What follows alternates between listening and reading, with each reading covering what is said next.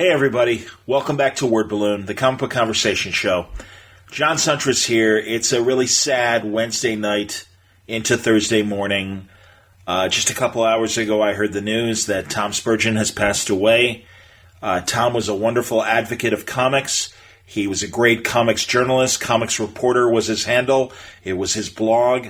He did excellent work at the Comics Journal. So many great interviews and real hard coverage of what was going on in the comic book business. And I can think of a lot of stories that he broke over the years and intense, incredible interviews that he did. That is going to be the focus of the episode you are about to hear. You'll forgive me. Might be one more commercial before we get to our tribute for Tom. But I did want to start off and let you know how sad I am. And I'll get into it more when we come back from this one final commercial, and then we'll get into the show. Okay, everybody, welcome back to Word Balloon. This is John Suntress. It's a sad day. No music because I'm doing a little memorial here for my friend Tom Spurgeon. Man, I'll tell you, nothing delighted me more to learn that one of the absolute best comic journalists in the business, and he was a real journalist, liked what I was doing at Word Balloon when I met him. He knew who I was. He, over the years, would compliment me on specific interviews. It was always a treat to learn that in his Comics Reporter blog that Tom would link to a Word Balloon episode and say, great interview here. And the positive reinforcement I got from him at conventions and online and exchanging messages always meant a lot to me. Thankfully, I did do one interview with Tom where we did just talk about the business. We did this about 4 years ago, 2015, and I'm going to share it with you today because I'm sad. I won't deny it, man. Tom was great. I mean, if you don't know Tom's wonderful accomplishments, he was the editor of the Comics Journal from 1994 to 1999, and as you know, I'm reading from his Wikipedia page, and all this is true. The magazine expanded its scope to cover more European comics, and I mean, Tom was a real advocate of great comics and great comics work, and was a historian as well, and just a good guy. And I really think, loved comics and only wanted comics to be better, but was also a very sober pundit isn't a fair description. He was just a guy that really, wanted comics to be better, but was also ready to be critical of things that he didn't think were right. And for the most part, I kind of agreed with a lot of his views. So, if you didn't know, he also wrote the comic strip Wildwood with his buddy Dan Wright, and it actually, ran from 1999 to 2002. It made it in about 80 newspapers. He wrote the biography, Stan Lee and the Rise and Fall of the American Comic Book from 2003. And then in 2004, he started the Comics Reporter. He co-authored a history of Fantagraphics. It's Comics is Art, We Told You So. Pretty neat. He was amazing, honestly. I just think he was so damn good. And then he also, in the last couple of years, he created the cartoon Crossroads Columbus, a great convention that was so, again, comic-centric and also a really intelligent convention. No disrespect meant for the fun shows as well, but that's what I mean, man. He was a critical thinker that spent his time dissecting and interpreting what he saw in the comic book world from the product and the business and every aspect. And that's why it's such a tragic loss. And he was only 50. He didn't even make it to 51. It was before his 51st birthday. And as a man that's 54 myself, there's nothing more tragic than someone younger than you when they pass away. But all I can tell you is, honestly, I can't tell you how much it meant to me that Tom liked what I was doing here at Word Balloon, and I certainly appreciated his work as well. So without further ado, let's present a great interview that I did back in 2015. We talk about the Cartoon Crossovers Columbus convention that he also created. But here's my one word balloon conversation with my friend Tom Spurgeon, and I present it now on Word Balloon. Let us now talk to Tom Spurgeon. I have been a fan of Tom Spurgeon's for a really long time. I've been a reader of his for over 20 years, and it's a real pleasure to finally get him on Word Balloon. We've talked about doing this in principle for a couple of years. I always look forward to seeing him at the shows over the years, and I've always respected his point of view. I think he has a very tactful way of asking hard questions and getting answers that I think comic book fans have a right to hear. And it's a pleasure talking to him about the various changes we've seen in our comic book reading days up until now. And I am happy to talk some inside baseball shop with Tom Spurgeon. He is also behind a very cool comic convention that is coming. It's a comics art festival called Cartoon Crossroads Columbus, or CXC, a celebration of the cartoon arts and their creators. It's happening October 1st through the 3rd in Columbus, Ohio, and it's in conjunction with the Billy Ireland Cartoon Library and Museum at the Ohio State University Libraries. So, this is a great opportunity to hear about that show. It sounds like it's going to be a lot of fun and a really interesting comic arts fair, and really happy to talk to Tom about that. And his Patreon as well. If you enjoy his work at his blog, comicsreporter.com, and further would like to get the online magazine that he is starting with a Patreon campaign, check out the details as we talk to Tom Spurgeon, now on Word Balloon. Tom Spurgeon, I am thrilled to have you on Word Balloon.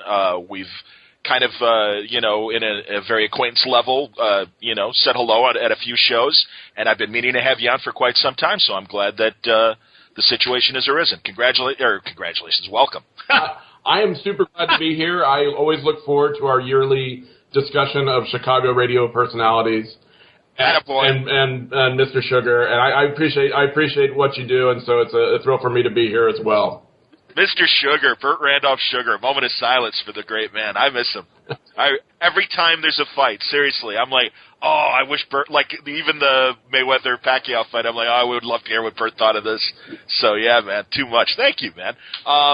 Hey, right off the bat, I want to talk about your Patreon, because you've got a Patreon campaign coming up. People know about your blog, comicsreporter.com, but you've decided to also create a magazine alongside the blog. So what is this magazine supposed to do that you're not currently doing on your blog? For one thing, it's supposed to give me another revenue track. But let's talk about it from that's like the utilitarian view of it.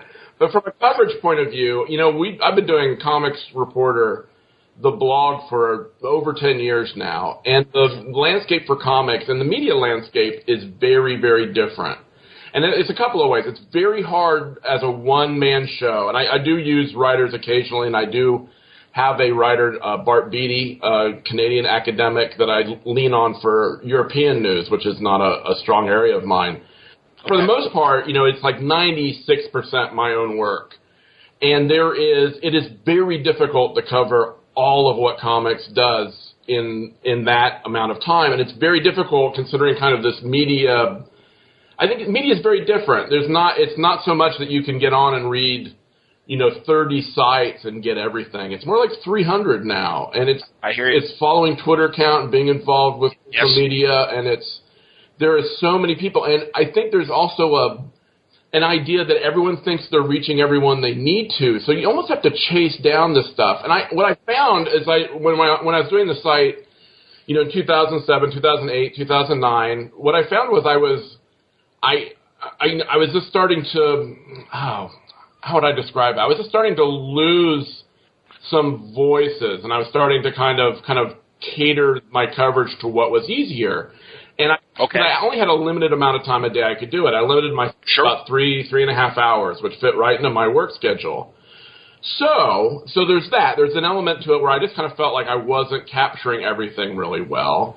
And also, I think there's something about the nature of media now where we are so responsive to this social media phase of the internet.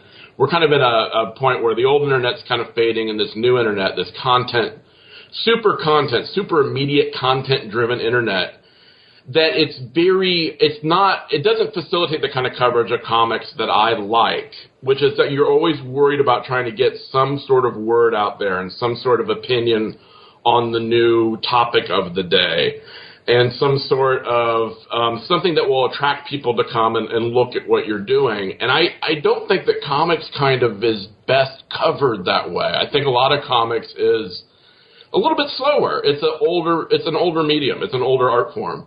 And I think sometimes when I was just like diving into kind of trying to cover what everyone else was covering via Twitter or via social media and via our websites, our blog kind of driven websites, that we were missing out on a lot of stuff that I hold valuable. So if to kind of step back and use like an older media construction, which is a PDF magazine or a kind of a monthly gathering, a monthly curating of all of that news and information into one place, I think I can cover the comics part of what I do like a little bit more effectively, and I can stop and point out people that I think are doing something of value and not have to worry about presenting it in a way where it holds people's attention because it's only going to be up for an hour before something else buries it. Understood. So it's kind of like curating. It's almost like curating my own news feed into a presentation that I think will last a little longer. And the one thing I like about it, John, is that you can't. I know that when I go and I look at older topics, it's really nice to have things like the old Comics Journal or the old CBG and kind of mark historical periods according to the articles that were being written. And I'm not sure that we do that anymore. I'm not sure that we write that first draft of history that journalists are responsible for. So I think that it might help do that. It might help me just kind of be more magazine of record, do more magazine of record type reporting, whether or not I'm the source that people end up going to for that kind of thing. But I would like it to be if, whatever happens next month and people are interested in it 10 years from now, at least they know they can go back and look at an archive of my issues, my little PDF issues, and at least have some sort of response to what was going on right at that time and not have to worry about kind of digging through thousands and thousands of blog posts or it's just a little way for me to curate and kind of present the news in a different fashion. I understand, and I appreciate that really you're doing this, and this is one of the reasons why I immediately started supporting your campaign, because this is what I've found at your blog. Not only do you cover the alternative comic scene in great depth, but also, like you said, you just take time to really talk to creators, because your Ed Brubaker, interview is just as vital as a Fantagraphics creator. And it's, honestly what I try to do with Word Balloon, because growing up on Amazing Heroes and Comics Interview and Comics Journal and CBG, I miss those long-form interviews, and that's why I wanted to start doing it on Word Balloon. And I think, and again, being a radio guy, I'm a failed writer, dude. This is why radio, we're filled with people like that. But I like the spontaneity of conversation and the opportunity, and that's why my interviews are so long, to really let the subject relax. And it usually is about 10 minutes in where we get into the meat of like some of their higher thoughts and what is behind the storytelling. And that's what I try to do. And honestly, I think your features show that. And again, beyond that, I like that you've reached out to your potential audience and asked what they want in it as well. But I wonder, because it seems to me you cover a much wider range than I do. I don't deny that a lot of Word Balloon really is just my own personal taste. Do you feel this obligation because of your Comics Journal background? And as you say, you weren't, maybe because you were, responding to the story of the minute, that you still have that higher, that wider obligation of really covering comics as a whole? Well, as much as you can. There's kind of two parts to that. One is that I am lucky, and I have this weird background where I do kind of have my fingers in all these different areas of comics. So I genuinely like all of the areas of comics. I think that the best art is being done in alternative or art comics, but that doesn't mean I don't have a sincere love for the best of all of the different expressions. That's the European tradition and the Japanese tradition and the South American comics and the editorial cartoonists I can talk about forever. Sure. I did a strip comic for a few years. I'm a big strip fan, and I can talk about old and new strips, and I like what I read online. So I do have like this general, like I'm just kind of oriented towards a really broad bunch of expressions. But yeah, I do feel an obligation for covering things that are a little bit out of my comfort zone. And like it was brought to my attention that I have not in the last few years really done a good job of covering manga, for instance. Okay. So that's something where I'm trying to go back and talk to the people that cover that really well and figure out what's going on and kind of, systematically like improve my coverage area. So I do feel some obligation, and I do feel because when you have like 3 hours to put up the news in the morning, you're not probably going to drop everything and go figure out stuff that you don't understand. And that's not a tradition that I go very deep on Japanese comics, even though I love the ones that I love. So, you just kind of, I think that there's interesting work all over. So it's kind of a both. It's kind of like I do have this natural inclination towards wanting to cover all the comics. Like I can talk about little areas of comics all the time, but that doesn't mean that I can do it up to a professional standard. So I try to, you always try to get better at certain areas, and I'm trying to get better at certain areas, or at least if I can't get better, then I give up and I hire someone like Bart to cover it for me, because there's a lot that's interesting that's going on, and that way you're never bored. You're never since I'm not commercially driven in the way I think a lot of sites are to kind of get a certain. I have no idea what traffic the old Comics Reporter site got or anything like that. Since I'm not. I've been kind of protected from those kind of concerns that I have always been able to kind of follow my personal or follow my nose to see where it leads me. And if that's someone really obscure, if that's, a big article on Saul Steinberg comics from the 60s or whatever, his big art books, or if that's, Jonathan Hickman's, recent run of superhero comics, which are really interesting too. I have the luxury to go anywhere, so I do try to do that. No, I think that's awesome, man. And how long were you covering comics at like Comics Journal? When did your comics journalism begin? I did the thing where when I was a kid, my dad was a local newspaper man, so I worked for. I got to work at the local newspaper, so I did some articles on comic, like check out the new comics that are coming out, just like, profiles of like Cerebus and ElfQuest when I was in high school. Okay. I started the Journal in 94. Wow. I was there 94 to 99, and so I got that whole chunk of that late 90s, on the one hand, there was this like total collapse of the industry where Marvel went bankrupt and for a while and had to reorganize and all the distributor level craziness. Yes. But it's also a very rich time for the art form. Maybe not so much until the end of that period for mainstream comics, but there was certainly a lot of interesting stuff going on as the alternative guys were kind of that first wave, that Klaus and Joe Sacco and Jim Woodring. And all those guys were between, in their late 30s into their early 40s and really starting to kind of put out masterful comics. So it was a really great time to be there. And that was really fun in terms of, who you got to put on the interview. Jeff Smith showed up during that time period, so we did his interview, his first big interview. And we did, Mignola to Seth to Mazzucchelli, all these people that were kind of in that mid-90s group, and you got all those guys that are still around now, kind of the masters of the alt comics side of it too. So no question. Yeah. No, that's great. And again, and because you cover the art comics scene more, I kind of lean on you and Calvin Reed for my information on that stuff. And I wanted that kind of perspective of before, as you say, what we're in now in this current internet phase, where social media is so important. Are the art comics having their own, good surge of not only good material, but, is it finding a bigger audience? Because obviously, these guys got to want to make money and, want to obviously be able to put out their next book. And, is the public supporting them in the way that we're seeing in the mainstream, that if not through the comics, certainly the properties are being taken care of by Disney and Warner Brothers and stuff. I think there's an elite group of those artists, and it wasn't that case when I first showed up. I mean, if you had told me back then that someone as talented as Joe Sacco, who does very interesting journalism comics, that he would have a full flourishing career at this point.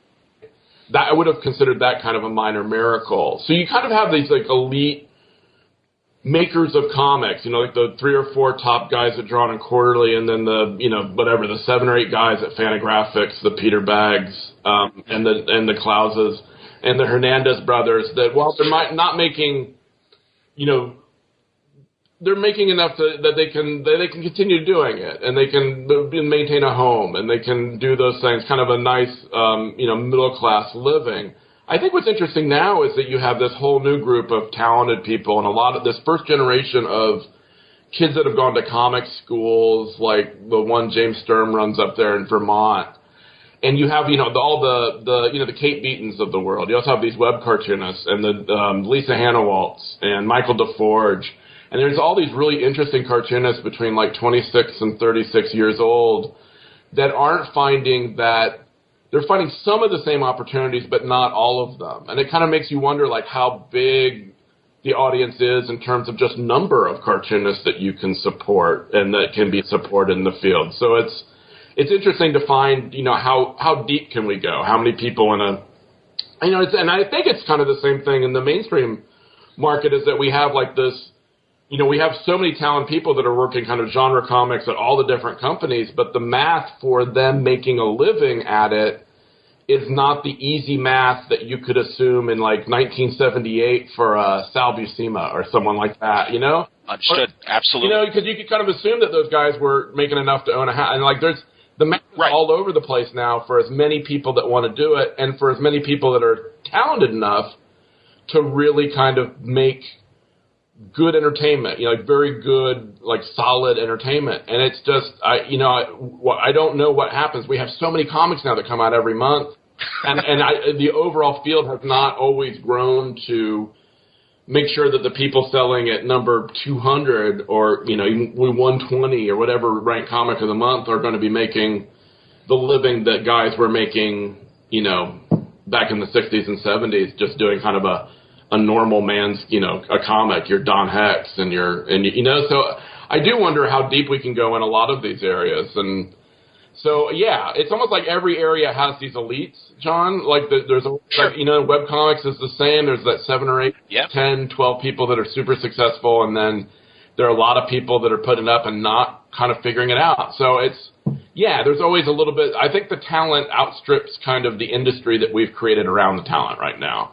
And I hope that in the next 10 years, we can all get a little bit better at what we do in support of this art and in support of kind of, around the art, that we can start to see people get more and more opportunities. Because I would love to be able to introduce a lot of these artists to people that would enjoy them. And I'm sure you feel the same. I know listening to your show, you're very much into when you bring on someone like, I don't know, like Stuart and Catherine or someone like you. Sure. You are you admire their art. You admire what they do, and you would like to see them do well. Absolutely. And so I think that we're all kind of at that point where we kind of maybe this next decade will be the decade where we all kind of dig in and kind of stabilize things and grow things out a little more, so that there's a larger circle of people that are doing okay. It is a different age, though, and that's something that you're touching on in terms of what we grew up with to where we are now. And it's funny because at the same time, I do want to advocate the special projects that people like the Immermans do, and Cameron Stewart and Sean Tutelo, to the newcomers as well. Yeah. And by the same token, some things happen in comics that, as much as I have an opinion on it, I almost like to sit back and let the market kind of decide if this is a good thing or a bad thing. And sometimes it's moves by the big two that everyone on social media is so quick to have an opinion on. And I'm like, oh, I'd love to chime in, and I have my own opinions, but I also, I don't know, man, it's almost that I always like to put the qualifier in that I came from sports and not hard news. But that's why it's like sometimes you got to like let the things kind of develop and let it kind of settle itself. Because I think sometimes the reaction to bad things that are out there are by readers that don't necessarily have all the information of what might be coming. Sure. I mean, John, we have a very comics culture is very powerful in kind of an insidious way, and then it gives us very much kind of it gives us a lot of narratives to go by. It gives us a lot of things that we think of that are ideal ways for us to behave, or the certain kinds of art that we want to support, or we want certain kinds of market outcomes, or we judge things on market outcomes to begin with, and maybe they shouldn't always be judged on market outcomes. And so, we have this kind of idea of, I don't know, it goes back to even like you go back to a Stan Lee and you think about his career and you think about all the ways that the way he valued things are kind of the way we value things. We were talking this weekend when this latest Fantastic Four opened up. One of the things about that is that the kind of Fantastic Four gets bandied about as this property that we can, there's this attitude in comics that we can boil down everything to a transferable property, because that's what Stan did in order to get work in Hollywood, or that was one of his goals, was to get work in Hollywood. So he kind of would boil these concepts down. And so we often pay attention in comics to concepts and transferable ideas more than we do kind of execution and the way it kind of works as comics. So there's all sorts of dialogue. There's all sorts of like cultural kind of mechanisms that we have to think about comics that you're right. Sometimes we should probably just take a step back and go, wait a minute. Okay. Does this, how does this work? Maybe it doesn't make a good movie or television show. Maybe it just works on the page. Maybe we value writers because we think of that. Now, there's all these things that we kind of have to get past a little bit. You're right. Sometimes I think sometimes it's back, just kind of step back and see what happens. And sometimes that's the result of that is that it outperforms what you think it's going to do too. I don't think anyone would have predicted back in the 1990s that we would have as many cartoonists doing so well, kind of capitalizing on their online profile and their Kickstarters and their, I did this thing that I'm doing now with this monthly support on a very small scale. But there's a lot of cartoonists. Yeah, I would never have guessed. I would have bet all the money that you have, because all the money I have is not going to cut it. All the money that you have that Tom Tomorrow would not have raised as much money as he recently did on his Kickstarter. God bless Dan Perkins. He's like one of the great voices in alt-weekly comics. But who knew there was $300,000 of support out there for Dan to do a book? So if we went by, our expectations, I might have, if Dan had come to me, not that we know each other, but if I might have talked him out of it. I would have think, well, you might get $35,000 that way. But lo and behold, there's $310,000 of support out there for Dan. And that's amazing, and that's not something I would have expected. So sometimes I think that no one knows what's going on, and maybe we should just assume that there's no real script out there right now, and see the best of what we can do, see what we can put together that's as cool as possible. Why not? Why can't comics be number one, Sure. Well, and you're right, and it is interesting as these crowdfunding attempts happen, and you suddenly discover how big of a following some of these people have. And you're right, nobody knows. I mean, that's what it fascinates me. And it really does. It's like, wow, there's another area of comics that I was ignoring that clearly a large group of people are not ignoring, and thank God they're supporting the art and stuff. And then also there's this line, too, of, certainly with the web comics, I give them credit that the people that are making a living at it and stuff, because, really, like you said, I mean, there's just so much content right now on the Internet that there is this expectation from a good portion of the audience that it's like, well, I'm sure somebody's paying for this. I don't have to. Right, sure. For sure. But, comics is weird all over like that, John. Like, if you and I had made a show, like, called Retail Island, where we had, like, different kinds of retailers fight battles, like throw coconuts at each other or something, back in the 90s, I mean, would you have ever guessed that comic book stores would have outlasted, like, serious, like, music stores or serious, even to a certain extent, they've survived more effectively than high-end retail new bookstores. Absolutely. It's really odd. So sometimes I think that our culture may limit these things for sure.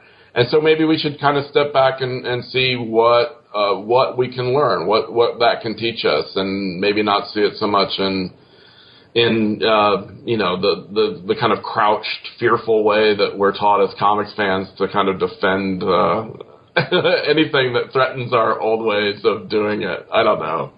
Is the alt scene? Go ahead. I'm sorry. No, you're good. Is the alt scene getting to the non-big city markets? Because that's something that I always ask, and it's funny because I'll talk to people like Calvin Reed. Calvin's in New York. I'm in Chicago. L.A. people. Like we're fortunate when we're in a big city, and Atlanta's like this, and some of the other big cities around the country as well. That it does seem to be served, but I always wonder if the alt books are reaching, those fans in Butte, Montana, or wherever. Yeah, I don't know. I think the web stuff does. I think the web stuff is a Sure. youth thing, and I think that Sure. if you go to, a comic store in Muncie, Indiana, you're going to find Kate Beaton fans somewhere in there. I mean, they're going to... Well, that's because Mark Waid is running a Muncie, Indiana store. That's right.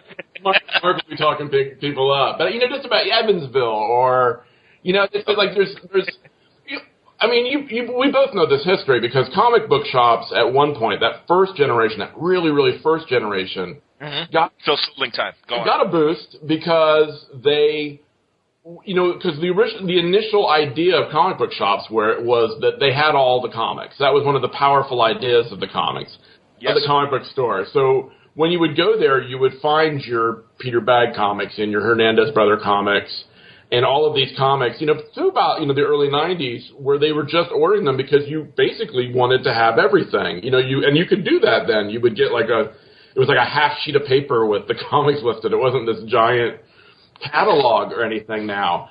And I think that one of the things that people it is tougher, I think. I think it is harder to penetrate more markets, and I'm not sure that the direct market does that as well as it used to.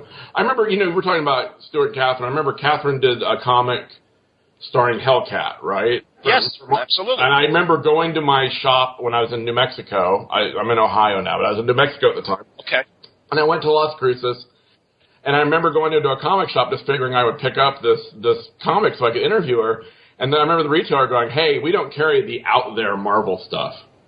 Crazy. And I remember thinking now that is different. That is different. This is whatever. It's like 2007, 2008. We've gotten to the point where you don't like even some Marvel and DC stuff is considered out there for some of these accounts ordering it.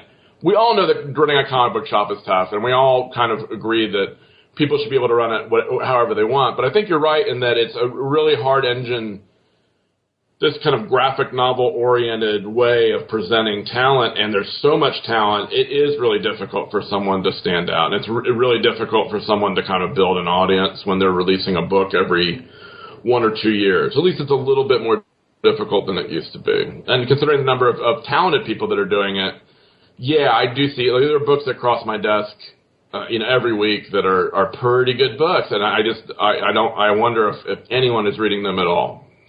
And, it's funny, I had dinner the other night with a couple Chicago retailers, and they were telling me come September, and I think they were specifically talking about more the license side of books, all these number ones that were going to be coming out in September, and they're just like, there's no way we can carry all these. Yeah, there's no way. Yeah, there's so much.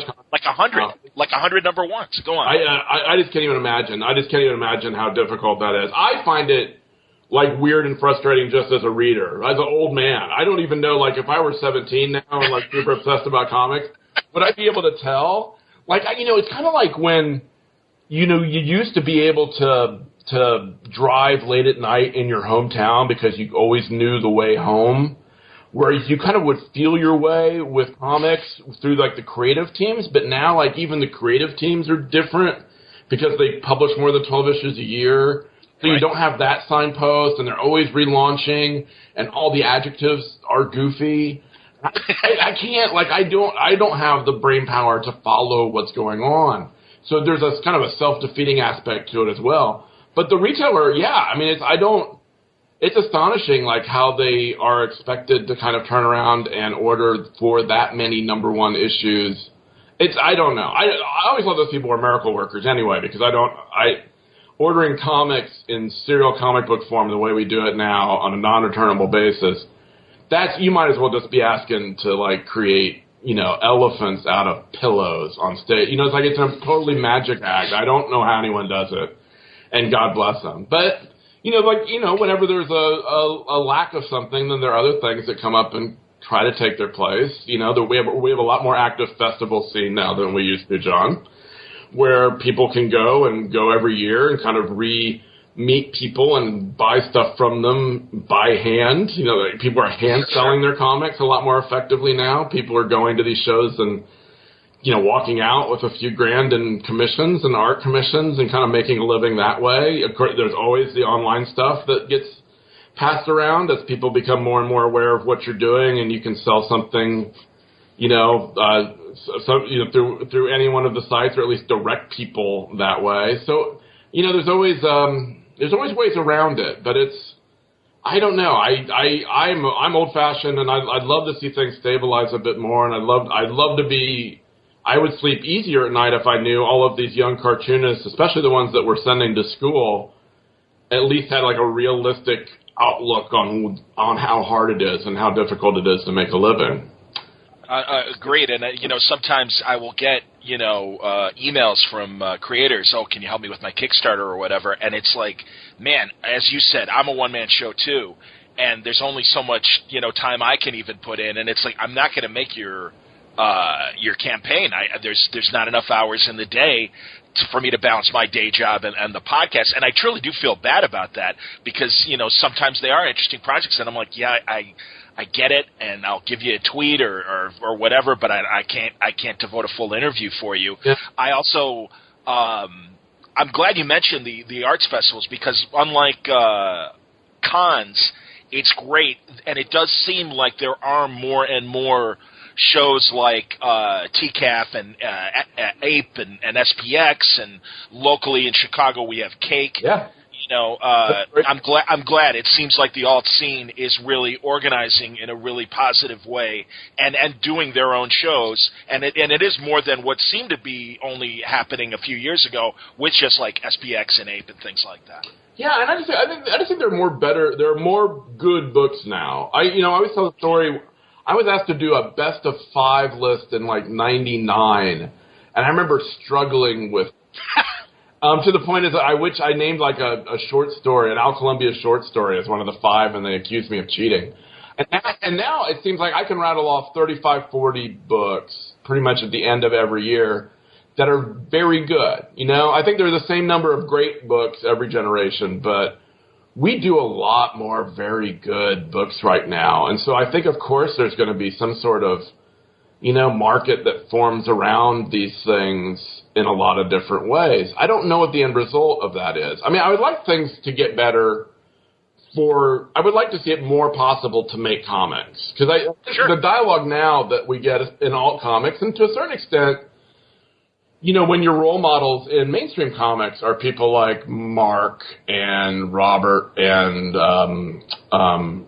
Mark Miller, Robert Kirkman. Yes, I'm sorry, and Matt and Kelly Sue, Fraction. Sure, Fraction and Kelly Sue DeConnick. For a lot of what their kind of end result is that they get kind of established as writers in other media, is I think that sometimes we don't pay as much attention to, like, if you just want to make comics, if you just want to be Stan Sakai, if you just want to be Jaime Hernandez, if you just want to be name your, a great mainstream comics penciler that is kind of comics oriented and comics fixated. That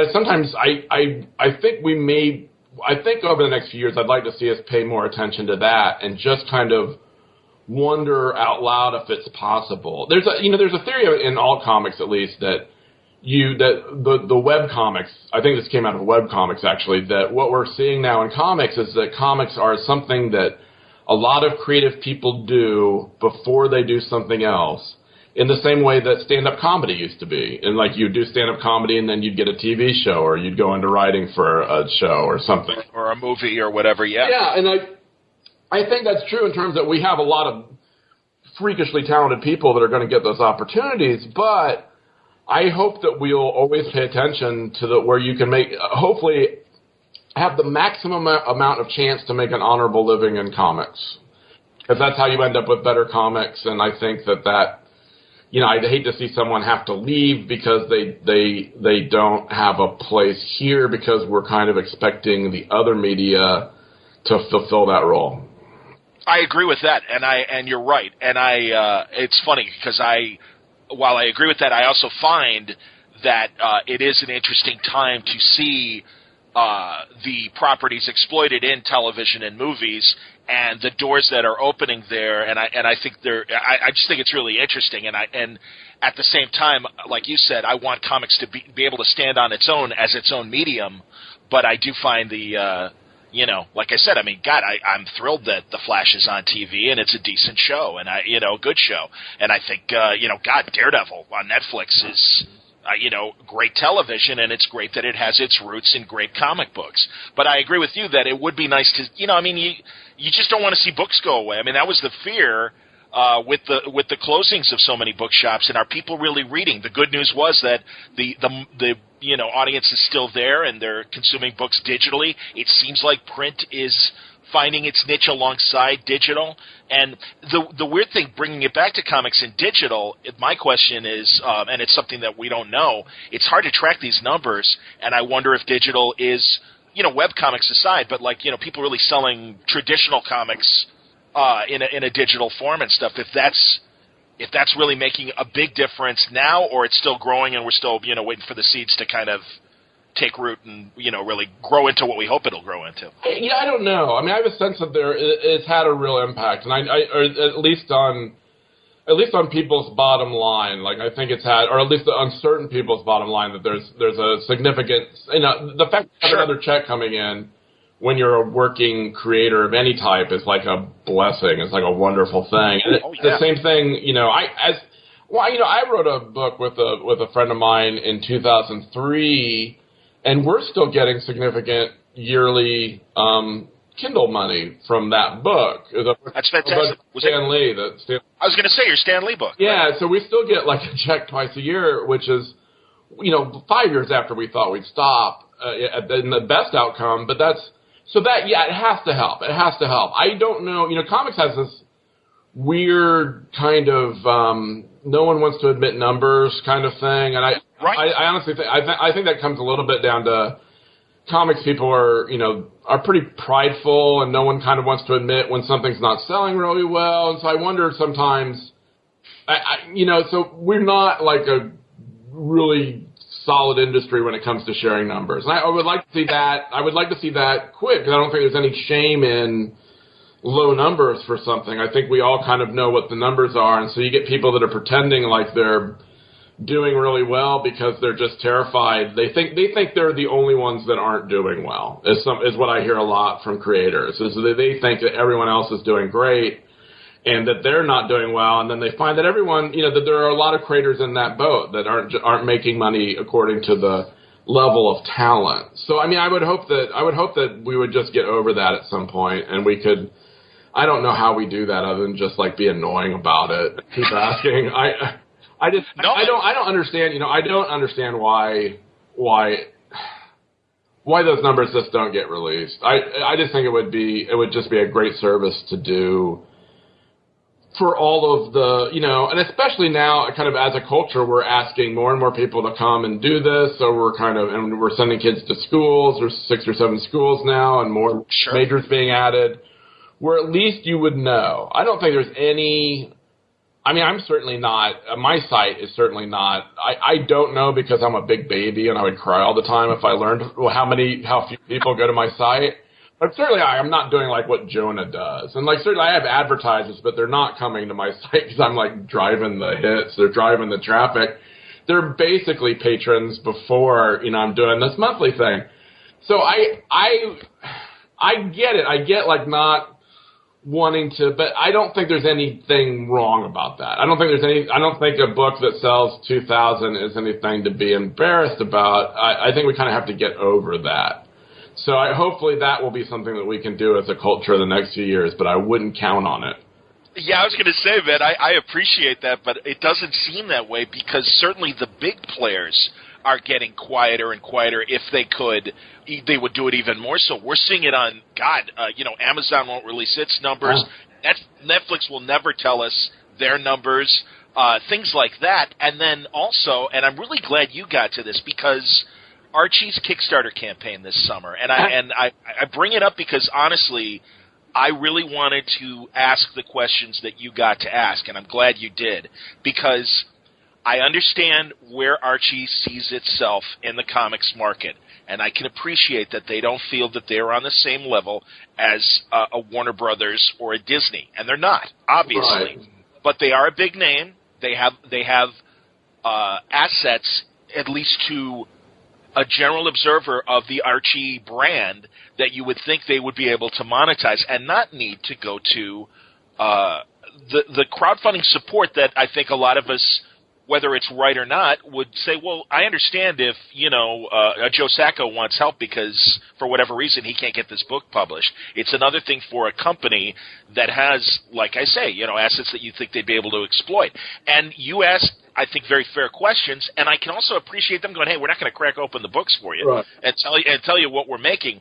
But the fact that, they couldn't do that, but we're still asking for money, it's like, well, then, I think that's why they kind of came to the realization of, yeah, maybe this isn't right. And they pulled back. That was my observation. Yeah, so. I just think there's a point at which where you're not, I don't know. You can be honest about those kind of things, and you can be honest about, I think I think you're totally right. I think that they see themselves as kind of like this struggling family company that doesn't have billion-dollar movies, but the rest of us see it as, as one of the big major pop culture touchstones of the last 75 years. Yeah. And so, and I'm sure no one there is hurting for cash. I'm going to suggest, I haven't looked at their books. Maybe their books are horrifying, but I'm just thinking that wasn't necessary. I'm just going to take a hunch that wasn't necessary. And at least the questions have to be asked, and, because there is an element where we want people to pay. That's what they do. Marvel and in particular is run very much as a for-profit company, especially as a Disney division. They're kind of liable to all the pressures of being a Disney division, and that's why you might have people let go when there's a very successful movie out. That's because the publishing is treated as its own division. So I get those pressures, but that doesn't mean. I don't know. There's a point at which where we can be a little bit more realistic about how much money we're bringing in, how much money is going out. And I think that hopefully we can have serious dialogue about that too, because like I said, I think we're at a point where our industry is not as good as the creators that it's supposed to serve. And one of the reasons maybe the creators aren't getting what they're paying for, what they're giving back in terms of percentage and property, in a lot of their situations. The Image deal works great especially when you're able to move some units. It's a fantastic deal. But is every company's deal that good? Are all the constructions that we get online, is the newspaper syndicate deal that good? I don't know. I think that there's some serious questions to be asked about how industry functions in general in comics, and where the money goes, and why the money goes, and why someone who's running who's making amazing art isn't being paid an amazing amount, whereas someone who's running kind of a slapdash industry functional job is still getting that, still getting a significant amount of the money. I don't know. I think there's some serious questions to ask if we're all doing the same level of job. And there's not a whole lot of retailers out there that are Chris Ware level retailers or Frank Whiteley level retailers. There's not a whole lot of PR people in comics that I think of the way I think of a Jim Woodring or a Jaime Hernandez. So maybe we need to find talent and kind of bring it into what we do. And if you and I are put out to pasture, maybe that's what we deserve, John. We had our shot. Come on, we can go down to the corner. We can go to Sheffield's. We can bend elbows. Tell stories of the good old days, back in the 60s when we both worked for the Chicago Sun-Times. What do you think, John? Hey, man, I'm seeing radio change, before my eyes as I'm a participant in it. My God, I don't know if it happened. I think it did happen nationally. CBS laid off like 20% of their workforce, and the big rumor is they're getting ready to sell their radio assets, which is insane because that's exactly what the company was built on. Yeah. That's what Paley put together was the radio network and everything. That's how it started. And it's interesting. I think radio still has its value, but it's changing, and it's going to have to change how they do business to survive, just like they did when television came into the market. I mean, these things happen. The nice hedge that you get in comics is that because people love comics, that acts as kind of a hedge against the idea that everything must be maximally profitable at all times. Because you get people that are willing to work in comics for not much money. You get people that are willing to publish comics that they know aren't going to make money because they love them, which is great. But there's also a trap there that we kind of, that you end up not doing your due diligence by the creators that you do have because you kind of have kind of a laid-back attitude or kind of a shrug-shoulder attitude toward the fact that you want these people to get the most return they can from their books. So like everything, it's a balancing act. But, yeah, I do get worried. I get worried about the kids, and I get worried about people making... I would like this to get to a point where you're not doing damage to your life because you want to make comics. Sure. And if that's just more information, or if that's a broader audience, or if that's just better deals, if that's giving people the tools to do it themselves, I don't know what that is, but I hope that we get there. And I think that's a nice kind of general mission statement for a lot of us to keep in mind over the next 10 years is how can we make things better. Do you know, and I always forget, is it Sturm or Strum, James? James Sturm. It is Sturm. Does Sturm at his school kind of teach...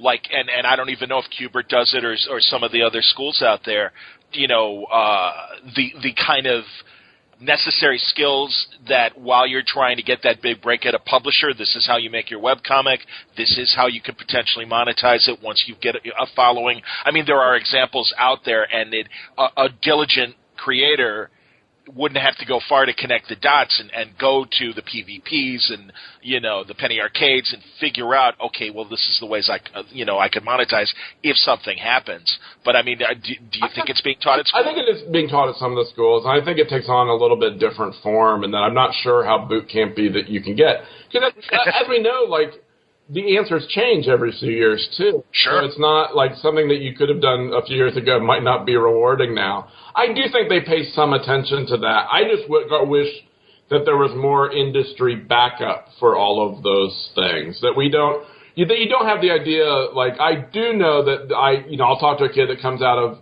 any one of the programs. I'll meet a kid that thinks if they just get a comic, their first comic with, name a company, their first Oni comic, they're on the road, they're going to be successful.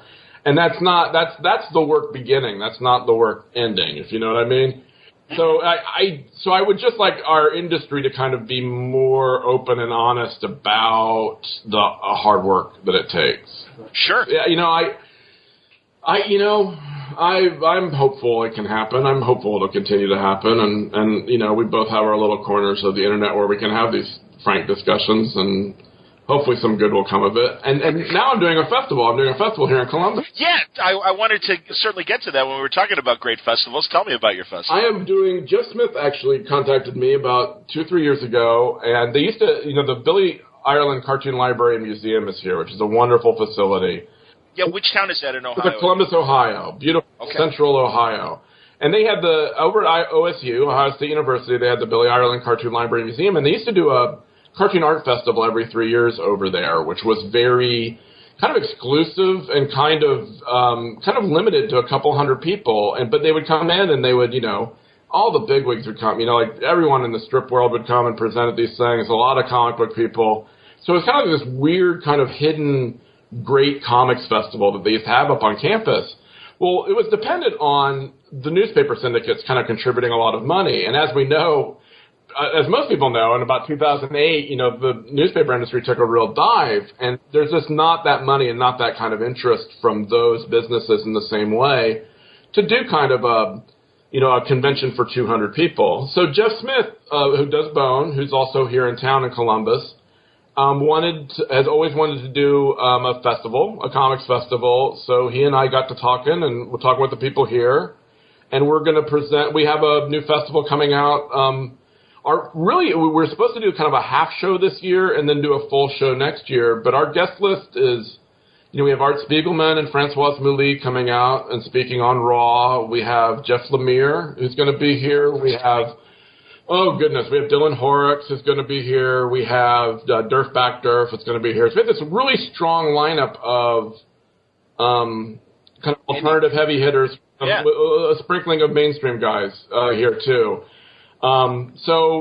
It's called Cartoon Crossroads Columbus, and we're going to have this as a yearly festival, and we're kind of here to show off what we have here in town, which is the Billy Ireland facility, which someone from Angoulême told me is the nicest place in the world for comics. It's just a tremendous library, and holds hundreds of thousands of comics and pieces of original art. We have the James Thurber House is here. It's very institutionally strong. It's a very institutionally strong town for comics. So we hope to show off Columbus. We hope to show off the best in kind of the comics art form. And, by having guests like Spiegelman or like Bill Griffith is going to come out this fall too. And we hope that we can also do those kind of professional development classes and kind of pay attention to the next generation. So, Cartoon Crossroads Columbus, and it's up, with a .com on the end. And we start in October, and we're going to add ourselves to kind of like the fall lineup of shows, and we hope to have just a really good, this year we're like 2.5 days, and then starting in 2016, we're moving to our downtown library for our expo part of the show, where people sell stuff to you. And that will be, we'll have the whole deal up. We'll have an academic conference. We'll have an animation festival. We'll have a 2-day go buy stuff at the library festival. And we'll have all the beer and drink and good times that Columbus can offer. So we're really looking forward to it. I think you get to a point at which you just kind of want to stay home and still go to a comic show. So I think this might be Jeff and now my version of that. But it's very admirable to me that a cartoonist with Jeff's level of success, because he's been very, very successful between the self-publishing and the Scholastic books, that he kind of wants to not just show off his hometown, but he also kind of wants to make sure that younger cartoonists have some of the same opportunities that he did, and that they have an opportunity to meet up with older cartoonists and learn from them and kind of have the same chance that he did to kind of learn from the generation before him. So I don't know of any festival that has a creator's kind of impulses at its heart like ours does. So I'm really looking forward to kind of facilitating that for him. It's driving me bananas because it's really hard to run a festival, and I take back everything I ever said about anyone else's convention or festival, because it's hard, but I'm looking forward to it, and I think we'll have a good time, and I'm hoping that we'll become a big Midwestern show, and we can get all the big radio celebrity podcaster guys down from Chicago and all that things. Starting in 2016, so we're looking for you, John. I was going to say, well, I hope you make room for me, because I'm clearly not that description. But I know we would love to have that down here. We're gonna, we want to have a really, really good show, and kind of in our world, kind of a TCAF SPX level show. Sure. And, the excitement that Emerald City has now, and the creator friendliness of Emerald City, and the excitement that San Diego still has. We think we hope there's room for one more, and so, considering all that we have here in Columbus and all the community support we have, I think that we have a shot at kind of digging our way into the fall calendar. So comics is a good thing. We want to be the show. The line that we use is something that we borrowed from something the very talented young cartoonist Michael DeForge once told me, is that he said he loves the shows, but he kind of wishes there was a show that would be helpful the other 325 days a year when he wasn't at a show. And so what we're hoping is that we can, provide people with skills and tools and exposure, and kind of driving attention to people in a way that it has a good effect on people throughout the year. That's awesome, man. Now, it's going to be in October? It's our first little show this year, CXC 2015, which is with our terrifying guest list. Terrifying from my standpoint, because it's a lot of cartoonists I admire. We're in early October this year. We go to mid-October next year, avoiding New York City Comic-Con because we don't want to compete with them. But I understand. and then we kind of settle into late September after that. We have the funny thing is we have this thing here going that we have to kind of schedule around home football games for Ohio State. I don't. We have to be like the first festival. Of course, that's our first worry. Whereas where's Ohio State? Where are the Buckeyes? Because the town kind of shuts down, or at least the downtown part of it does. Sure, man. The Ohio State, I'm well aware. Absolutely coming from sports. No, I get it. But, yeah, Jeff's done a lot of shows over the years. I've done a few shows. Jeff's done a lot of shows over the years, and he would really like to have kind of that European feel. I understand. Oh, man, you guys are really making October and September hard because, as we're Balloon listeners know, I'm part of Tony and Kara Moore's Cincy Comic-Con that they're doing, and then 2 weeks later, the other Cincinnati show happens. It's going to be rough for a while, and we know that, and so we're trying to apologize as much as we can, but we'll find. I think we'll all find our spaces pretty. Well, and that's the thing. I honestly do believe that the three shows, and certainly what you've described about your show, is different from what the one Cincinnati show is, and Cincy Comic-Con. I know from personal experience and stuff. In fact, Billy Ireland, they worked very closely with Cincy Comic-Con last year, and Tony Millionaire came, and it was great. And I got to interview Tony Millionaire, and that's the thing. Did you interview him in person? I did. He's a giant. I mean, did you physically? I mean, I last time I met him, I'm over 6 foot tall, and I felt like that little kid on the Mean Joe Green commercial. I wanted to give him a Coke or probably a beer in Tony's case. He would throw me a jersey. I felt like a child around him. Yeah, and I'm 5'9", dude. You tower over me, so how do you think I felt, man? I'm Louis De Palma next to this guy. I'm Danny DeVito. Good man. Well, it's good that you interviewed. Tony's a good man and a staggering talent. So that's. Oh my God, yeah. No, and honestly, it's one of the things I like about Cincy Comic-Con is it takes me out of my comfort zone and forces me, because they ask me to do a lot of the panels, and I'm happy to do it, and it's exciting for me because it's a guy like Tony Millionaire who I admire, and I'm like, oh man, I hope I have the guts to prepare and be, not half-ass an interview with him. Although if you listen to the panel, he likes to. He kind of likes to set up his panels. The way he did Mark Maron's show was very similar in terms of he's got a bunch of anecdotes that he wants to go to, and that's how he wants to run it. And that was totally fine. I still got my interview in there, but it was kind of a tug of war between him telling funny stories and me going, yeah, I just want to talk to you for a minute about what's going on in comics. And as an illustrator who makes his living as much from his spot illustrations in magazines and really that's, to selling his collections. Yeah, what's that like? What is it like being that kind of working cartoonist and stuff? And he was cool, but yeah, it was, in between just crazy, kind of Hunter S. Thompson kind of crazy. Yeah, one thing I remember about Tony is Tony was, he emerged in the 90s, so that was kind of like the last, before that last 5 years of the 90s, kind of the last period where you would hear about cartoonists before you would meet them. A little bit of mystery, and the descriptions of Tony made no sense. They were there's this giant in New York City, and he drinks beer all the time, and he draws a comic one night a week, and he wears tuxedos. And that was the description was what is that? It sounded like Cosmo Kramer, as a cartoonist. It was nuts. But I remember that. There was a sweet period where you'd start seeing work, and then you would kind of figure out who the guy was. Whereas now I think we have a better sense of personalities, or someone goes to a show and meets somebody. But back then, with 2 shows a year that were worth doing, it was really hard to meet people. Even mainstream people were a mystery. Yeah, I remember. Yeah, I remember hearing odd stories about Tony well before anyone saw him. There was a giant tuxedo wearing drunkard in New York City that was drawing comics one day a week. Anyway, that's enough about Tony Millionaire. But it was good. I like it. John and Tom talk about Tony Millionaire. No, it's totally true. And also I was going to say about, and I want to get back to this because I'm glad you're doing this.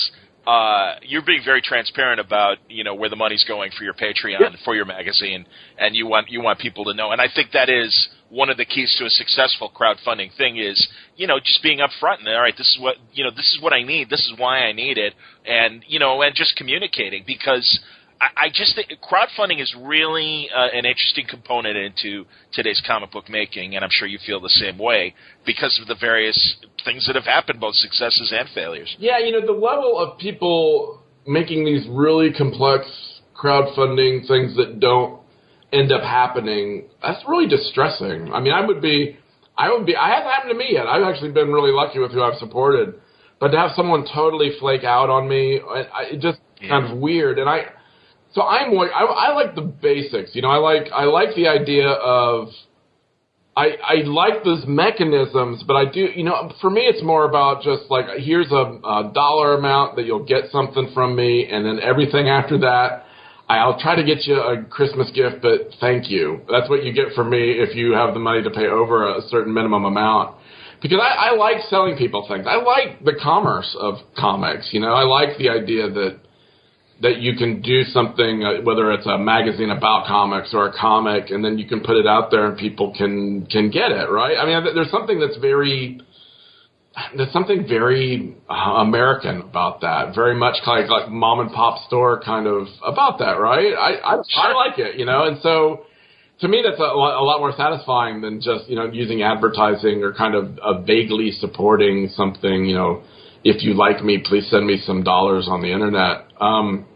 So yeah, I don't know, and yeah, I plan to be as transparent as possible. I don't know what I'll call certain things, and I'm kidding, John. But I think that as long as you kind of know where the money's going and you end up with something you like, and people can then opt out or opt in as they want to, and make sure that everyone gets something. I also think people, there's something about when you pay for something, you kind of value it in a different way than when you get it for free. That comics people know a lot about, it seems like. I used to, when I get free comics a lot. That's one of the bonuses.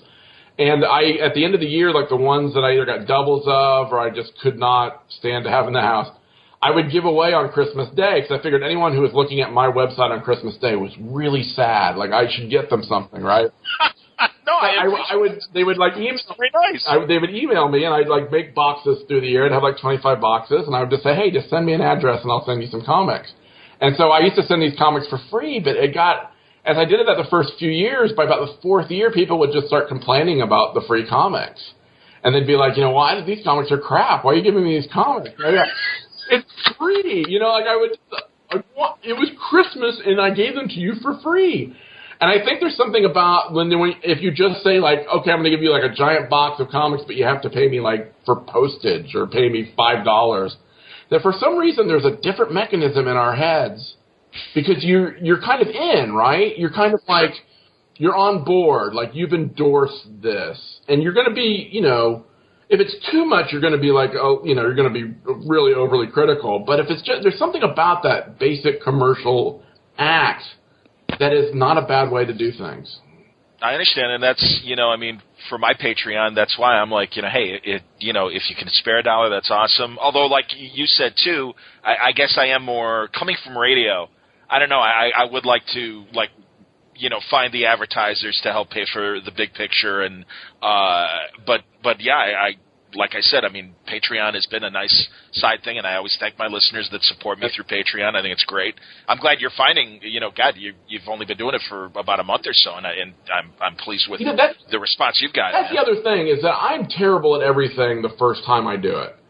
And that's the one thing I always like, when I look at these campaigns that people do, John, and they're like promising, like, if you do this, I will do this spectacular magic act for you. I will make this perfect thing and send it to you. I'm not good at stuff like the blog. When I did the magazine back in the 90s, when I worked on the Comics Journal, my first few issues of the Comics Journal were terrible until I got the hang of it. And I thought my blog was really bad for like the first year I was doing the blog. So it's going to take me like 5 or 6 issues to kind of find my level with this thing. I think that my readers will understand that, but that was one of the reasons why we wanted to kind of start modestly and kind of work our way outwards, because I had people saying, why aren't you selling individual issues, and you're doing it all wrong, this is dumb. And it's like, I like the idea that there's a hardcore group that will not just, I guess I guess the hardcore has two meanings, but kind of a group that will understand the fact that I'm going to be working some stuff out. It's a work in progress. Sure. And then I think by about 4 or 5, 6 issues in, I should have a model, and I should then work on perfecting that model, and then kind of. But yeah, I'm just not good enough to like nail it. Come out of the box. Start, Yeah. And it's like I'm always astonished when these people, do these $300,000 Kickstarters, and they're like, unlike Dan Perkins, they're like a new kid or something, and you're like, well, that's a terrifying thing I would think, to kind of like all of a sudden you're on the hook for making like something that's worth that much money. That's a really astonishing thing. But not like you're going to turn it down. But for me, I need some chance. I need some chance. I'm looking forward to kind of like working on it this fall and kind of finding the model that works and what I can do with that thing and what I kind of pull out of it. While at the same time, it's kind of made me go back and look at basic issues and what I cover well and what I don't. And I don't know. It'll be to the good. I think it'll make the site better too. I would agree, and I am happy to be part of your patrons, man, because you do good work, and it's I appreciate the depth of your coverage and where you go and the people that you got helping you. I think shows again. I mean, you got a good eye for quality in terms of the content you provide, and that's why I kind of trusted in what you were doing online, and I'm happy. And also, like I said, it was fascinating to read on your blog some of the suggestions from people we know, like Bridget Alverson and Rob Salkowitz and stuff, and they had interesting ideas of areas that they want you to cover, and I'm like, ooh, these are good. So I might be cherry picking, and you might hear a word balloon that might. No, come on, let's like no one pays attention to Bridget. She's awful. You know what's crazy? I don't know if you knew this, and I felt so terrible. My first encounter with Bridget, after I had wordballoon.com for a year or two, she tried to do a Word Balloon blog. She called her blog Word Balloon, and I'm like, hey, I was here first, and I've got the domain. Don't do that. And she's like, oh, well, but I'm covering kids comics. I'm like, no, seriously, like, change your name, because that's not cool, because I'm here and I'm, like, already doing it. And she was very sweet and was like, no, I get it, okay. And then, like, I've apologized, like, 1,000,000 times since, like, that initial, like, email. Like, oh, I was such a dick. I mean, she's so nice. She's so nice. She's an angel. You're a monster. I am. Seriously, I know. That's the thing. I met her, and I've seen her in action. It's like, oh, she's really good, and I suck. I am, like, such a dick. Oh, man. That is horrible. I wish... If I were supporting your campaign, I would now withdraw my money. Just sorry. I would be done. I would be gone. Yeah, I'm happy. I'm lucky to have really good readers, and it's all been super nice. If everything in my life worked as well as the website has over the last 10 years, I'd have a way better life. So it's always a good thing. It's always been a big positive for me, and that includes hearing back from readers like Bridget and Rob and those guys. No question, man. I'm curious of what you think of podcasts. And I mean, don't get me wrong, I know there's good and bad ones. Hey, I've read the Inkstud books, and I've read the transcriptions of your participation on their show, and they've got a great show that really covers, like, the alternative comic scene. Yeah, I guess so. I like Robin just fine. He's a really nice man. I hate the sound of my own voice. I've never listened to myself on a podcast, so I don't. But I listen to some of Robin's podcasts. I listen to some of yours. I listen to my friend Gil Roth does a podcast called Virtual Memories, which is about haven't heard of it. Which is half comics and half writers, historians, and I'm a big fan of his stuff. I think it's great, right? It's like if like the written stuff online is people being distracted at work, you actually provide you can actually listen to podcasts while you work. So like podcasts are like a cultural positive in the way that other kind of content online is a cultural negative. You're actually adding to the gross national product.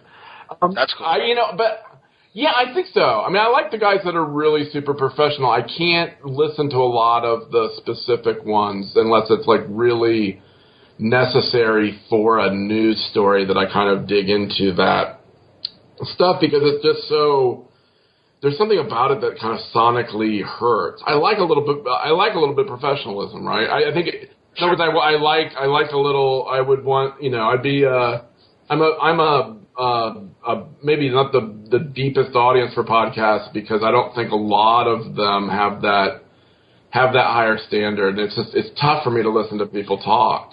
I also have this thing. I've done a lot of interviews for print, which usually has a talking component. I guess now that we have email exchanges, they don't always. But I remember when people used to say, well, why don't you do a podcast? And there's actually a really specific reason for that. When I was in Chicago at grad school, I took a course in oral history, like how to record oral histories. Sure. So I do my interviews are kind of like that. They're not really journalistic interviews. I will sit there and there's huge pauses while I wait for people to talk. And it's like a whole different style. So I am not the best on my feet talking. I don't know. I guess, I might even try to do some recorded conversations someday, but it's such a very specific skill. And it's not the same as print interviewing, and it is so hard to be a step above, I guess. So you guys that do it well, I really respect that in comics. And you're also really good. How I came to you is that I actually saw you at cons interviewing people, and you did such a good job of that, such a really nice, articulate presentation of someone live, that it made me want to go listen to your podcast. That's incredibly nice, man. Thank you. I really appreciate that. I got to be honest, so many people do field interviews now and are doing video and audio at shows that I honestly kind of dread it when I have to do it, because I feel rushed, just like you said about the oral histories. And I mean, this is a much more comfortable setting. And, hey, man, I edit and I will, clean things up. And if someone needs to take a second, certain creators really do like to think about their answer and stuff, and will pause for a few seconds before they answer. And that's totally fine. And I don't think it's dishonest to obviously clean that up with my presentation. But I also, what I hope for and what I look for in a podcast is the same thing that I like about print, is I like deep thinkers. I like people that really are thinking beyond, I don't like this book because, or, can the thing beat the Hulk, or those kinds of podcasts. They don't interest me. The print kind of things like that don't interest me. And where, again, nothing, they can exist and they have their audience, and that's awesome, but it's just not for me. And that's why, I like I said, I just like in-depth coverage where people are really thinking and looking at the big picture, whether it's beyond the story that the creator wants to promote, but really a creator that's willing to talk about what inspires them, and as they try and pursue their job, what the environment is like out there, and just what they think as this stuff is happening. So I find creative people in general kind of interesting, and for whatever reason, comics people, we talk about comics people sometimes underestimate themselves, right? Kind of a thing about what we were talking about earlier, and comics people give the best interviews. If you did the 50 best interviews of different artists in a year, the cartoonist interviews would probably score 43 of those 50, I think. I just think that for whatever reason, I don't know if there's that, you don't know if that was Gary and Kim in the old journal, kind of, it made everyone want to be kind of an interview subject. But we do, our best interviews are so good that comics people for whatever reason are pretty good interview subjects.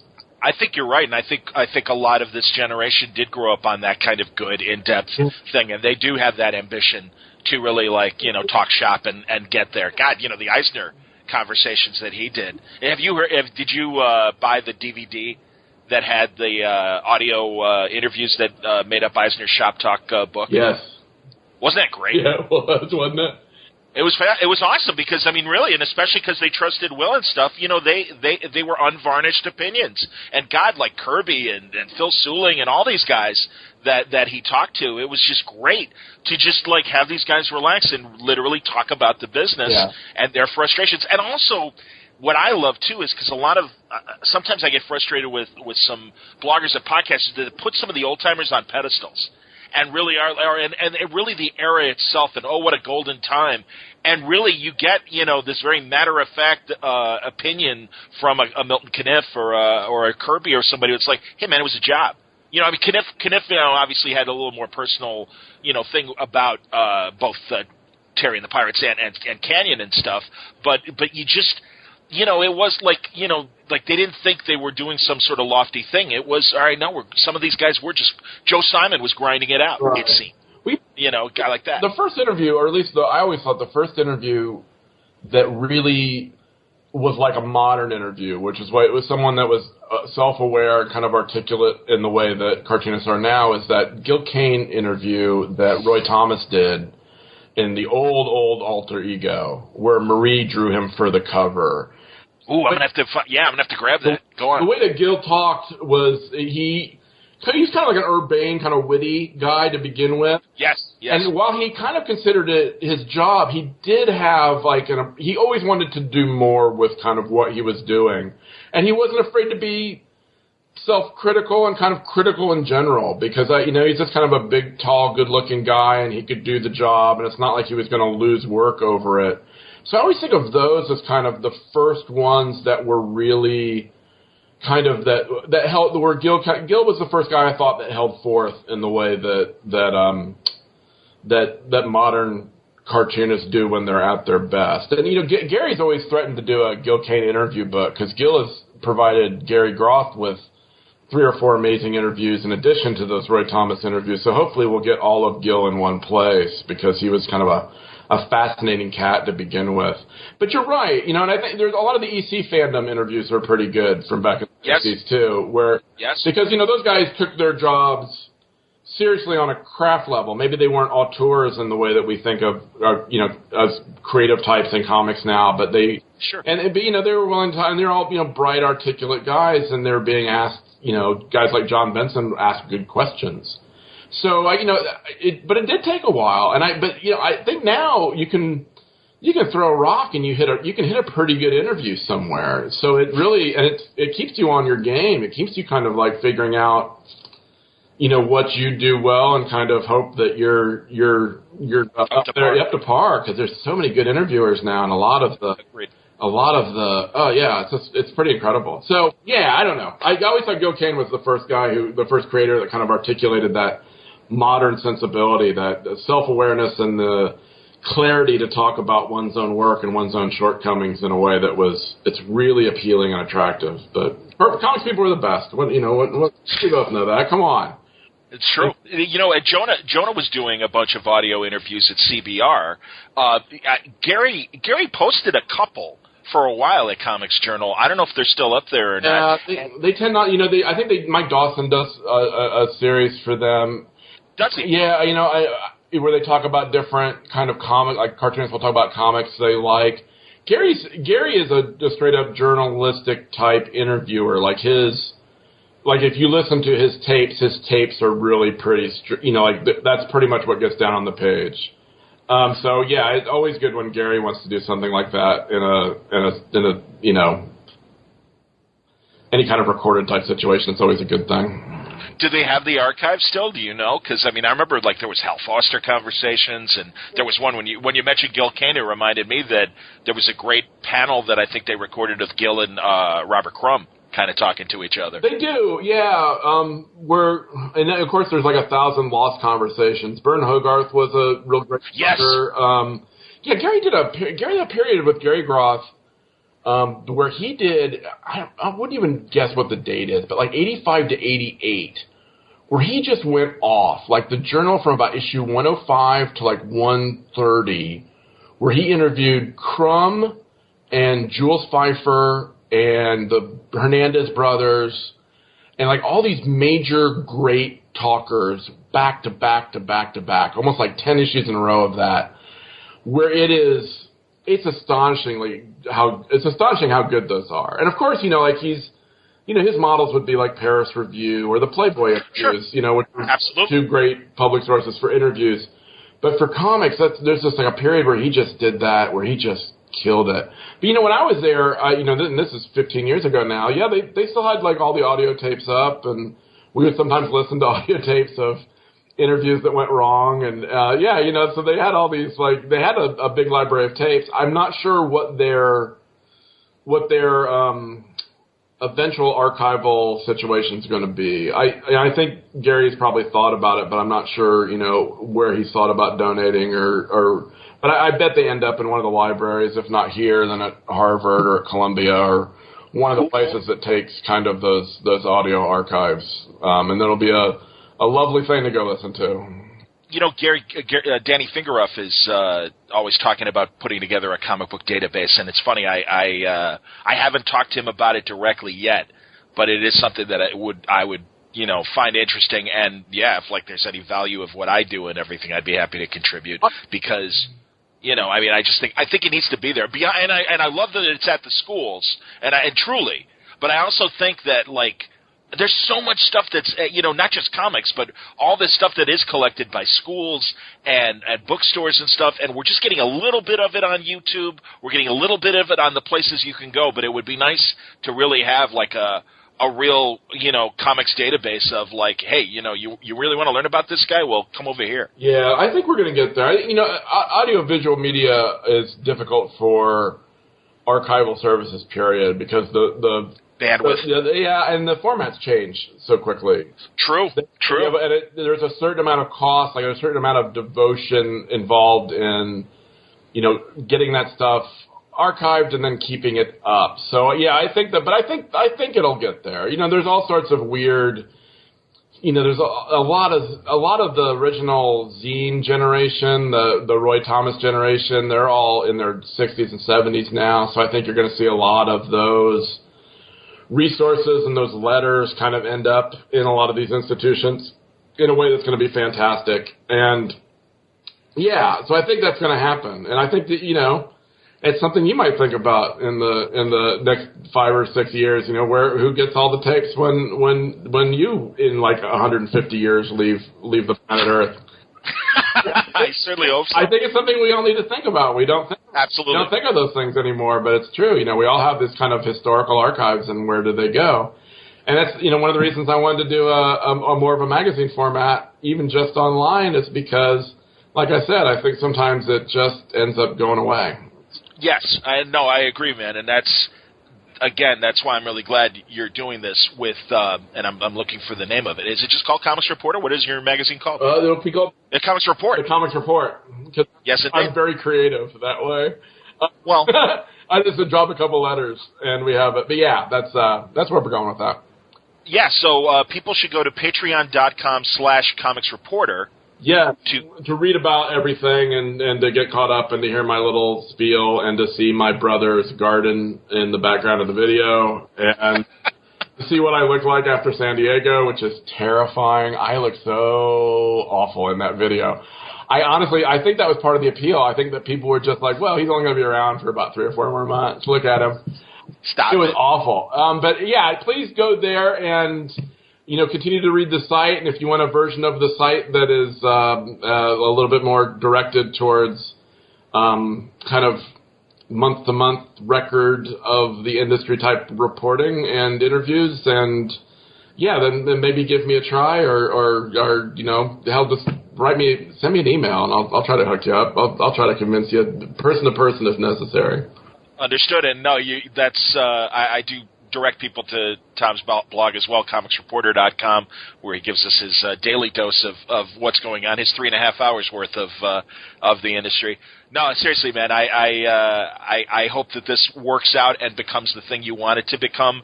I know that you're a responsible journalist that is giving an honest effort to cover what's going on in a very broad way, and especially doing it as one-man band as you do. You see, really, in a perfect world, Tom, you and I would be billionaires and we could support each other and just really join forces, beyond this Marvel encounter that we're having tonight, and really, like a bunch of us get together and really put something interesting out there, because I think there's an audience for it, and I know it's just a matter of awareness that really will afford us to do this and do it broadly. So as long as we stay in there and keep putting it out and get the word out about what we do, I think hopefully more people will jump in and allow us to let them know what's going on.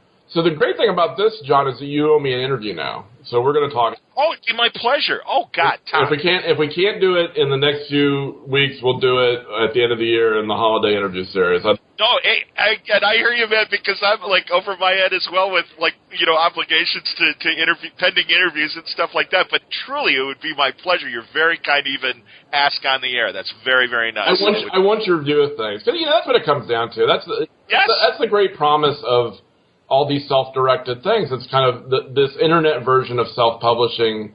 It's kind of what self-publishing in comics was about, right? Was the advantage of it was you get these unique views. And I may not be always I don't always have the perfect stuff going on. I don't always cover everything really well, or at least up to my standard. But I think that I like a certain, I look at comics in a certain way that I think has value.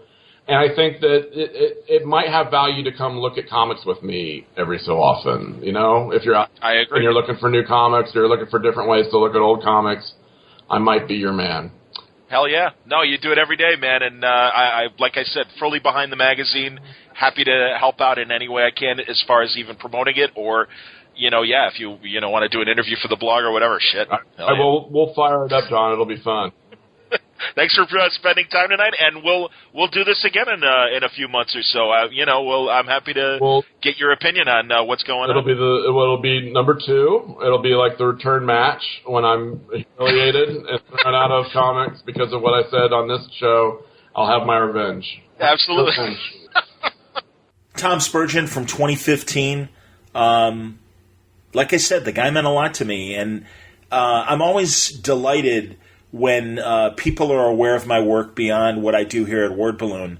And Spurgeon was a boxing fan, and he knew about you heard it in the interview, he mentioned, well, you work with Bert Sugar. And it's it was always such a delight when comic book people knew about what I did in sports and what I do, out in broadcasting. So that really meant a lot, too.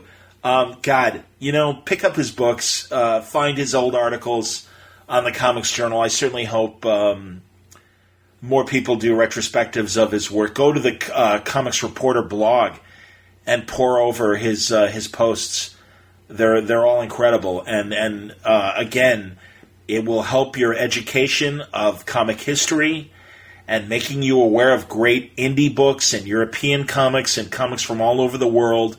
Tom was a wonderful advocate of comic books, and we really suffered a big loss. Man, I thought a couple months ago when Bill Shelley passed away, I thought that was a tough loss. And I barely knew Mr. Shelley, but man, I knew Tom Spurgeon. Like I say, I can't say we were close friends, but I know we both liked each other and respected each other, and it was always a pleasure talking to him at shows, and I loved watching him do panels, because he wasn't afraid of speaking his mind, speaking truth to power, even in the comic book world, but always with the sense of, let's make comic books better. Let's have better business practices. Let's make better comics.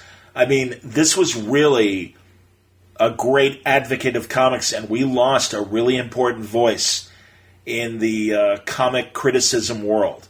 So hats off to Tom Spurgeon, and let's celebrate his accomplishments. A wonderful advocate of comics, historian, and just a good guy. I'm going to miss him, and I know you will too. Thanks a lot for listening to Word Balloon today. More stuff. I've got a great conversation with Dave Baker. I'll do all the sponsorship bells and whistles on that. Sorry about the pre-roll ads. I hope nobody considers that disrespectful that I got a couple commercials running on this episode, but I just felt like I wanted to represent a great conversation with Tom and remember him at his best, as our conversation reflected, I think, back in 2015. So thanks a lot for listening. Like I said, another conversation with Dave Baker a little bit later in the day, a fun conversation about his work in comics. He's a great indie creator. He's also done a lot of interesting adventures in screenwriting, low-budget movies, and we touch on Tom's passing as well at the beginning of the show, but then it's your classic kind of Word Balloon episode. So thanks a lot for listening. More great stuff to come in November. Word Balloon is a copyright feature of Shaky Productions, copyright 2019.